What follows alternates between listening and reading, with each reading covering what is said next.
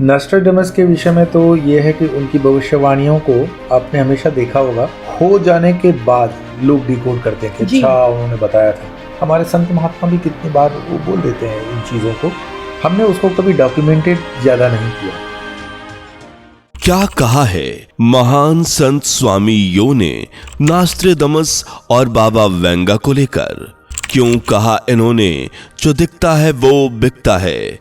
क्या ये मुहावरा नॉस्ट्रेडमस और बाबा वेंगा के लिए इस्तेमाल किया गया है? अगर हां तो क्यों आज के समय में भारतीय विदेशी भविष्यवक्ताओं की जय जयकार करते हैं, लेकिन भारतीय भविष्यवक्ताओं को नजरअंदाज किया जाता है? क्या सच में नॉस्ट्रेडमस द्वारा दी गई भविष्यवाणियां सही थीं?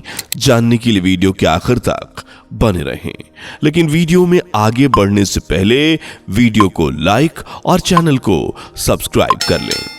दोस्तों, आज भी जब भविष्यवक्ताओं का जिक्र होता है तो सबसे पहले जहन में नाम आता है माइकल दे नॉस्ट्रेडमस का, जिन्हें आज दुनिया महान भविष्यवक्ता नॉस्ट्रेडमस के नाम से जानती है।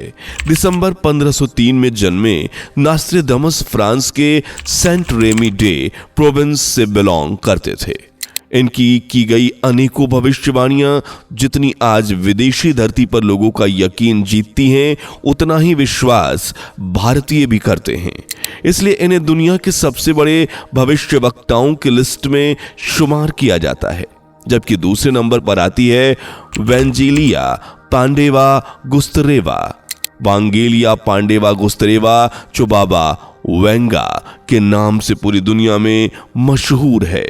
3 अक्टूबर 1911 को विदेशी धरती नॉर्थ मैसेडोनिया के स्ट्रुमिका से ताल्लुक रखती थीं और आज इन्हें चाहने वाले भी बेशुमार हैं।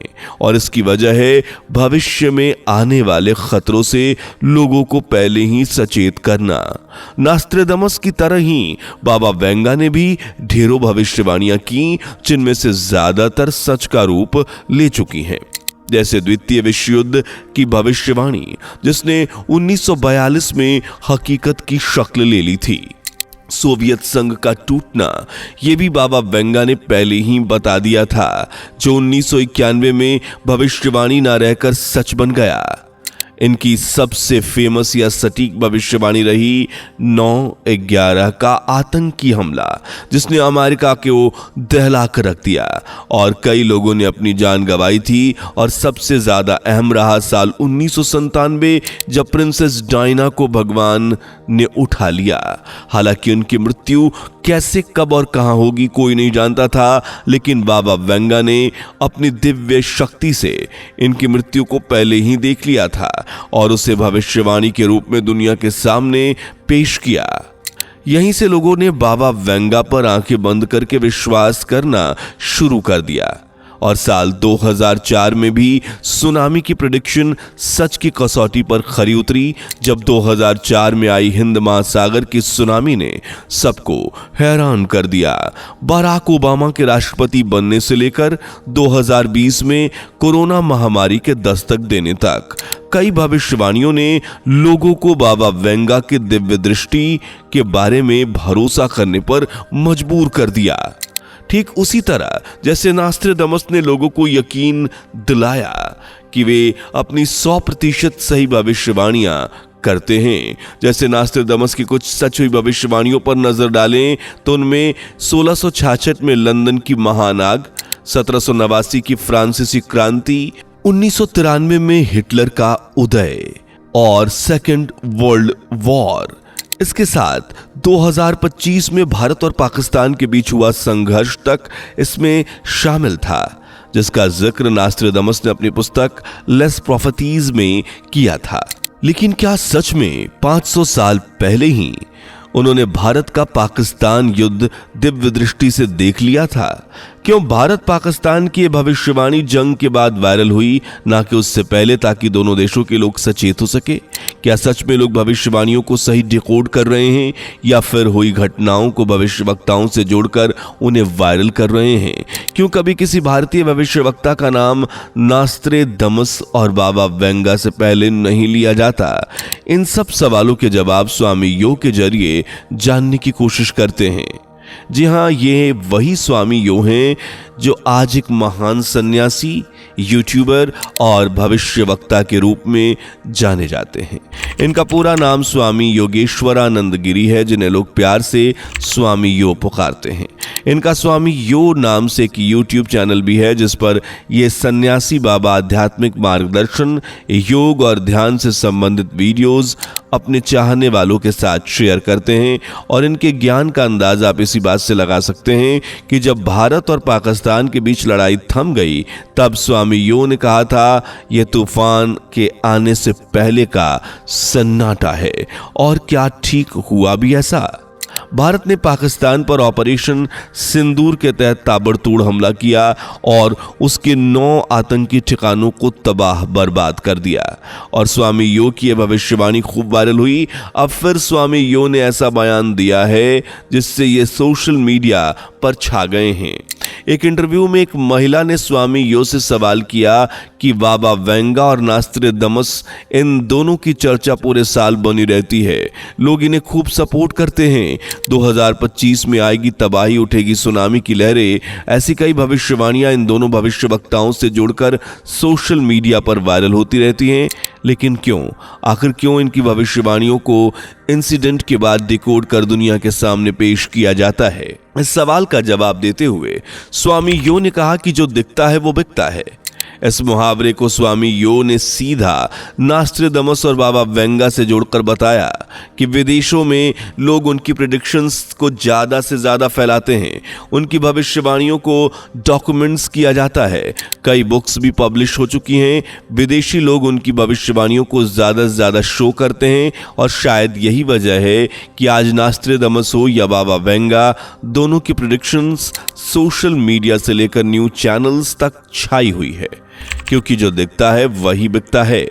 हालांकि भविष्य देखने की ये दिव्य दृष्टि केवल विदेशियों को प्राप्त नहीं थी, बल्कि भारत में भी कुछ खास लोगों को परमात्मा ने ये दृश्य बख्शी। लेकिन भारत के लोगों ने कभी ना तो अपने देश के भविष्यवक्ताओं को ज्यादा अहमियत दी, ना उनकी भविष्यवाणियों पर पुख्ता यकीन रखा। और यही भारतवासियों का सच है। सोचिए, जब किसी चीज का प्रचार प्रसार ही नहीं होगा तो वो चीज कैसे दुनिया की नजरों में आएगी? जब दुनिया इसे जानेगी ही नहीं, फिर ये वायरल कैसे होगी? यही वजह है कि आज ज्यादातर विदेशी भविष्यवक्ता सोशल मीडिया से लेकर लोगों की जुबान पर छाए हुए हैं, जबकि भारत के भविष्यवक्ताओं का उनके मुकाबले ज्यादा जिक्र नहीं होता। लेकिन ऐसा नहीं है कि भारत को भविष्यवक्ताओं का साथ नहीं मिला, बल्कि भविष्यवाणियों का स्रोत तो स्वामी यो ने भारतीय सरजमी को ही बताया। स्वामी यो ने कहा कि जो भविष्यवाणियों का शास्त्र है वो सनातन की ताकत है, क्योंकि सनातन धर्म में ही कैलकुलेशन भी है, मैथमेटिक्स भी है और भविष्यवाणियां भी हैं। और इन्हीं शास्त्रों के ज्ञानी हैं हमारे भारत के संत महात्मा, जिन्होंने अपने जीवन की शुरुआत से ही वेद पुराणों का ज्ञान हासिल किया है और भविष्य की एक एक जानकारी देने वाली सबसे पवित्र पुस्तक या कहें ग्रंथ भविष्य पुराण, जैसे महर्षि वेद व्यास जी ने लिखा था, उनकी लिखी गई अनेकों भविष्यवाणियां इसी ग्रंथ में सम्मिलित हैं, जो मनुष्य को वर्तमान, भूत और भविष्य में होने वाली घटनाओं की जानकारी देते हैं। जी हां, आपको बता दें कि भविष्यवाणियां इसी ग्रंथ में ऐसी सम्मिलित हैं जो मनुष्यों को वर्तमान, भूत और भविष्य की घटनाओं से पहले उन्हें रूबरू करा देती हैं। इन भविष्यवाणियों में न सिर्फ भारत और भारत में होने वाली घटनाओं का जिक्र मिलता है, बल्कि पूरी दुनिया की भविष्यवाणी का जिक्र भी इसमें किया गया है। जैसे भविष्य पुराण में बताया गया कि भविष्य में आकाश में पक्षियों की तरह उड़ने वाले रथ देखने को मिलेंगे, जो आज हवाई जहाजों के उड़ने से मेल खाते हैं। इतना ही नहीं, भविष्य पुराण में दूर बैठा लोगों से बातचीत करने का भी वर्णन किया गया है। ये बात अब टेलीफोन, मोबाइल और इंटरनेट की वजह से सच हो गई है, जहां आज लोग अलग अलग शहरों में नहीं बल्कि देश विदेश में दूर बैठकर बात कर लेते हैं। इस तरह कलयुग के अंत में धार्मिक कट्टरता का भी वर्णन किया गया है। दुनिया के कई देश इसके उदाहरण हैं, जहां आज धार्मिक कट्टरता देखने को मिल रही है। लोग धर्म के नाम पर दंगा फसाद करते हैं और इससे आप समझ सकते हैं कि भविष्य के गर्भ में झांकने की शक्ति सिर्फ विदेशियों के पास नहीं थी, बल्कि भारतीय महान संत भविष्यवक्ताओं को भी वरदान के रूप में मिली थी। और आज भारत के सबसे बड़े भविष्यवक्ता माने जाते हैं संत अच्युतानंद दास महाराज, जो 16वीं सदी में उड़ीसा राज्य में जन्मे और आज भारत का नास्ट्रेडमस भी इन्हें कहा जाता है, जो एक भविष्यवक्ता होने के साथ साथ भगवान जगन्नाथ के परम भक्त, कवि और वैष्णव संत थे। और इनकी इसी आध्यात्मिकता के कारण भगवान ने इनकी भक्ति से प्रसन्न होकर इन्हें दिव्य दृष्टि दी, जिससे इन्होंने कई ऐसे भविष्य में होने वाली घटनाओं को देखा और उन्हें लोगों से रूबरू कराने के लिए भविष्य मलिका नाम के ग्रंथ को उतार दिया। इनकी भविष्यवाणियों की बात करें तो इनकी सबसे सटीक और वायरल भविष्यवाणी थी कोरोना महामारी को लेकर, जिसका कनेक्शन जगन्नाथ मंदिर में लगे पीपल के पेड़ से बताया गया। भविष्य मलिका में लिखा है कि जगन्नाथ मंदिर जो पूजनीय पीपल का पेड़ है, जिसे कल्प वृक्ष के नाम से जाना जाता है, जब भी यह पेड़ टूटेगा तब दुनिया में एक ऐसी महामारी आएगी जिसमें लाखों लोग मारे जाएंगे। उड़ीसा में अप्रैल 2019 में फेनी साइक्लोन आया, जिसमें 600 साल पुराना यह बरगद का पेड़ टूट गया और इसी घटना के 6 महीने बाद कोरोना महामारी आई, जिसमें लाखों लोगों की जान चली गई। इसी तरह प्राकृतिक आपदाओं से लेकर घातक बीमारियों तक हर किसी का जिक्र इस पुराण में मिलता है, जो इस बात का सबूत है कि भारत के भविष्यवक्ता भी किसी से कम नहीं है, बल्कि भविष्य को देखने की असल शक्ति का स्रोत तो भारत और यहाँ के वेद पुराण ही हैं, जिनमें दीन दुनिया की जुड़ी कई सारी भविष्यवाणियां की गई हैं। बस देर है तो उन्हें दुनिया के सामने लाने की, भारत की असली पहचान दुनिया से रूबरू कराने की। उम्मीद है आप हमारी बात और इस वीडियो का मकसद समझ गए होंगे। वैसे आपको किस भविष्यवक्ता की भविष्यवाणी एकदम सटीक लगती है, कमेंट में जाकर जरूर बताएं। वीडियो पसंद आई हो तो इसे लाइक और शेयर करें। साथ ही चैनल से जुड़े रहने के लिए चैनल को सब्सक्राइब करके बेल आइकन को प्रेस कर लें। धन्यवाद। दोस्तों, आपकी स्क्रीन पर 2 और वीडियोस दिख रही हैं, जिसे देखने के लिए स्क्रीन पर क्लिक करें। दोनों देखिएगा, बहुत अच्छी वीडियो बनी है।